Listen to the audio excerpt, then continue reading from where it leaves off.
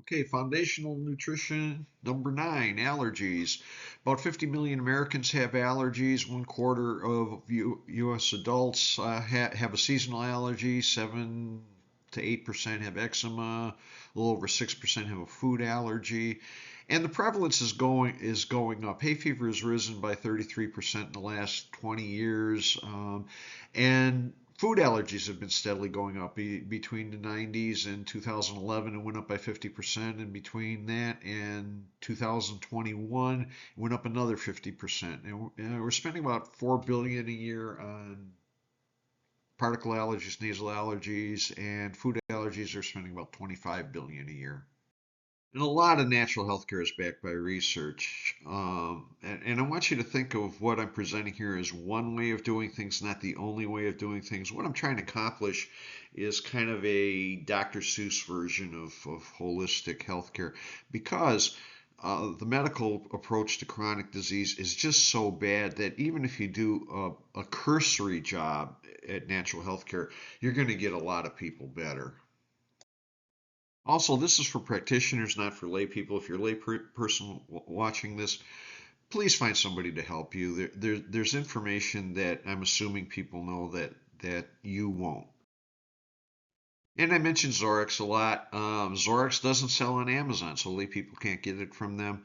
And it's a small family-owned company. Check them out. I love this quote from Vince Lombardi. The Packers never lost a game, they just ran out of time. I look at the natural healthcare version of that is you didn't fail to help the patient, you just didn't hit the problem hard enough. This segment, allergies, things are going to change a little bit. Up until now, the conditions we've talked about, you could probably be pretty much cookbook. Pain, you just anti-inflammatory diet, roadmap to health, and enzymes. Arthritis, the same thing. If you have a little bit of problem, you can add MSM and niacinamide. GERD, reflux. Even if you have Heliobacter or you have to deal with hypochlorhydria, the GI complex will relieve the symptom, especially when you use the roadmap to health diet. Biliary stasis, same thing, GB complete, roadmap to health diet. Weight loss is pretty straightforward. Insulin insensitivity, low glycemic diet, or the roadmap to health. Give them berberine, CGF, and magnesium, and most people will get better, especially if they're following the diet. And I won't belabor this. The allergy medication people take has side effects: like cough, fatigue, numbness, tingling, sore throat, stomach pain, red itchy eyes, which interestingly enough, vitamin A can help, diarrhea. There's different side effects. All drugs have side effects, and all drugs undermine your core health. There are plenty of natural substances that can help reduce histamine and lower inflammation and help reduce allergy symptoms. The two of the most powerful ones, and in combination, are vitamin C and quercetin. Very well studied, very effective. Other substances include mangosteen and saffron, butterbur. These are all supported by studies. Dr. Harry Eidner, who designs the products for Zorex, is a brilliant man, and he gets his information from a lot of diverse places. In the 1920s, Japanese researchers found that a strong connection between liver and allergies, liver function and allergies, and we've actually seen that today. People that get a lot of chemical exposure suddenly begin sensitizing to things. So based on these ideas, Dr. Henry Harrower back in the 20s created anabolin, which is a liver extract for treating allergies. And there really may be something to the idea of supporting the liver to help patients with allergies. One thing, and it's shown up in the literature a couple of times, is that patients receiving liver transplants are prone to the allergies that the donor had. AHF, or antihistamine formula from Zorex, contains a number of hepatoprotective constituents. Of course, it has the anabolin, although we can't call it that because anabolin is trademarked, even though it's not being sold anywhere else right now. It also has coriander, caraway, reishi, N-sativa, and fennel. These all offer liver support. And studies in sativa has been extensively studied. This is black cumin, and it's got a lot of other effects. It's anti-diabetic, anti-cancer, an immunomodulator. It's antimicrobial, anti-inflammatory. It's very much used in the Far East. So Harry Eidner, who designed a lot of Zorex's products, was kind of an innovator. He took the herbs that we mentioned earlier and he mixed them with this idea of liver support that came from the Japanese researchers in the 1920s and came up with a very effective product. And basically, every vitamin company has their own formula for antihistamine or for seasonal allergies. They might have other constituents in it: black walnut leaf, olive leaf, hydrangea root, hesperidin is common in a lot of them. And I don't want to belabor this. Here's some other ones. If you use a different product and it works, that's great. This is the superficial approach. You take something that can help to get the symptoms under control, and then you start with the underlying support. This is just the research behind the constituents in AHF. Another really useful nutrient is vitamin A. Vitamin A is about protecting membranes, and it's been studied and found to help patients with asthma as well as those with allergies. Maternal vitamin A status can help prevent allergies in the baby. Of course, you don't give a pregnant woman vitamin A. You can give beta carotene, which can be converted to vitamin A in the small intestine. And there's a certain number of people, you just give them vitamin A and their symptoms will reduce.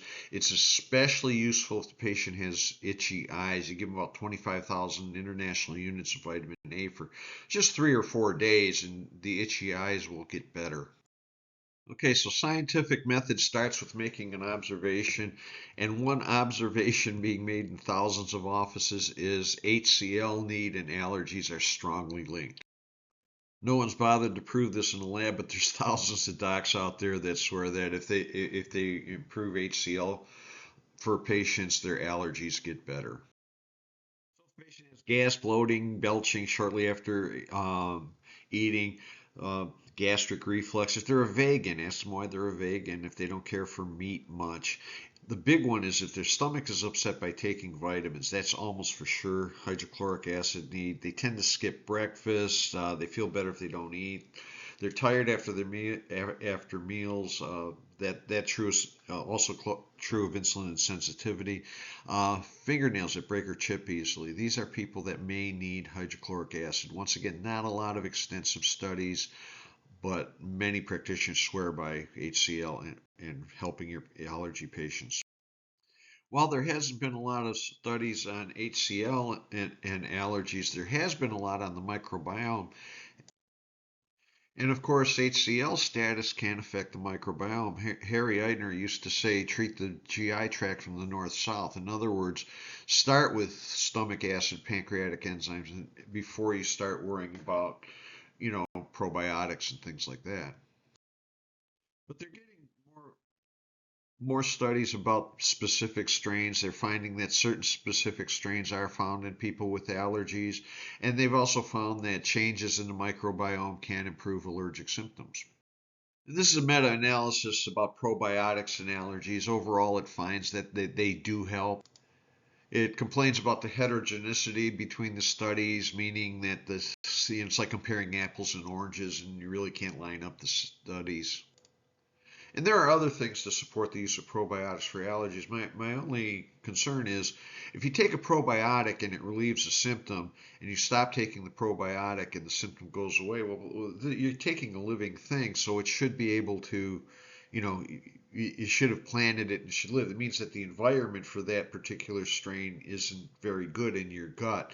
It's a lot like taking tigers and dropping them off in Antarctica. They'll kill a few penguins before they freeze to death, but you got to keep adding tigers if you want to keep the penguins in check. And there's a number of animal studies that show that a hyporeactive hypothalamus pituitary adrenal axis may be contributing to chronic inflammation and allergy. That translates in our world as low adrenal. And stress makes allergy worse, and also certain personality types, introverts, conscientious types, tend to have allergies more than more outgoing people. If you have stress early in life, it increases your chances of getting allergies later in life. And exposure to allergens cause cortisol levels to go up. And supporting the adrenal is important in mitigating the allergy response. I remember when I had allergies, the chiropractor I went to gave me something very similar to anabolin for the histamine response and adrenal support. He gave me a raw adrenal glandular and told me to get the hell off sugar. And that was enough. That got my allergies under control. And like we said in part one, we're not really treating allergies. We're using the fact that the patient has allergies to reveal clues about what's going on with their physiology. But it's good to gain credibility by getting the symptom under control. And for most people, you give them AHF 2, 3 times a day. Give them AD complex, which is a raw adrenal, one in the AM, one at noon. Have them follow the roadmap to health. They will improve. But even if you get rid of the symptom, don't stop there. Look into their digestion and their microbiome and see if you can help that also. Because after all, we don't treat allergies, we treat patients that have allergies. A lot of issues can cause chronic sinusitis, including allergy, chronic infection, dysbiosis, liver or kidney issues, eliminating waste in general. Goodhart said that sinuses were auxiliary elimination organs, and if they got plugged up, it was because you weren't eliminating well. And there are studies that link it to the microbiome, and there are species of bifidobacteria that seem to help the matter. But even medicine is now beginning to realize that using antibiotics for sinusitis isn't a really good strategy. They've had studies that show it's just not very effective. Many times it's fungal, often it's allergy. This is my homage to the idea that we are taking too many antibiotics for our colds and things. So here's some strategies for your patients with sinus issues. Thin the mucus, which means make sure they're drinking enough water. That's basic. But also iodine will thin mucus. We'll get into that in a minute. Reduce inflammation. If they smoke, have them stop. And of course, you can reduce inflammation with the diet. That's why the roadmap to health exists. And you can soothe the ostia and irrigate the sinuses. If you irrigate, do not use sinus sprays, commercial sinus sprays. They make things worse. They irritate the ostia. And the ostia is a little canal that goes between the sinus and the nose. It's about the size of a pencil lead. It's surrounded by mucous membrane. And if the mucous membrane gets irritated, then it swells shut and turns the sinus into a little petri dish. Zorex makes Sinus spray, which has some natural antimicrobials in it. It's got zinc, vitamin A, vitamin D to help soothe the ostia. It's got caprylic acid, which is an antifungal. It's got colloidal silver in it. Regular use can help open up the sinuses, but you want to get down to core issues. You want to make sure that they have a healthy microbiome. We've gotten into that before. You might even find that oregano oil or another antifungal in the gut will help the chronic sinus infection. The other thing that I see a lot of is food sensitivity. A lot of times they have problem foods. We talked about the Oxford food inflammation test. That's a good one. I've had people get better just by following the roadmap to health, because the roadmap to health doesn't allow dairy, it doesn't allow soy, it doesn't allow gluten, and a number of times I've had them go on that diet and gotten rid of one fellow I remember had it for 20 years. We got rid of his sinus infection. So definitely look into food sensitivity. Definitely use the roadmap to health. And I don't know if you've read Dr. Brownstein's book on iodine, but it's a very good one. We're massively iodine deficient. One of the things that iodine does is thin mucus. So if you've got thick, heavy mucus, supplementing with iodine is a good idea. Zorex makes potassium iodide capsules, which has 12.5 milligrams of iodine. That's 80 sometimes the RDA of iodine. And it's another reason why lay people don't follow this. You don't take a high dose of iodine every once in a while. You have someone with a hot nodule, and it'll create problems. So you really need to know what you're doing if you're given high doses of iodine. So here's something you can try with your patient with chronic sinusitis. Roadmap to Health, it's anti-inflammatory, and a lot of common quote-unquote allergens or things that they're likely to be sensitive are removed. Sinus spray, spray it up each nostril twice, 3 times a day. Make sure you shake it before you use it. KI caps, once again, that's 12.5 milligrams of iodine in there, one a day. Lay people, don't make sure you know what you're doing, or make sure you got someone who knows what they're doing. And then address the microbiome. This is just kind of a shotgun fix the gut thing. Give them 500 milligrams of berberine 3 times a day, and a good probiotic twice a day. If their diet's been particularly bad, they have many bouts of antibiotic therapy. You might even do the full SIBO therapy for these guys. But this will work for most people, and if you don't if you still not all the way there, consider doing a deep dive into food sensitivity. And other things to look at with your sinusitis patient, allergies, of course. Hypochlorhydria. I wish there were more studies. And food sensitivities for sure. A lot of times, just doing the LEAP diet with them will get better. Bad compliance on that diet, but it's very effective. And thank you. If you need any help, feel free to email me. There's Zorex's number. If you're new to Zorex, use code PV10 and they'll give you free shipping on your first order. And next time we'll talk about asthma.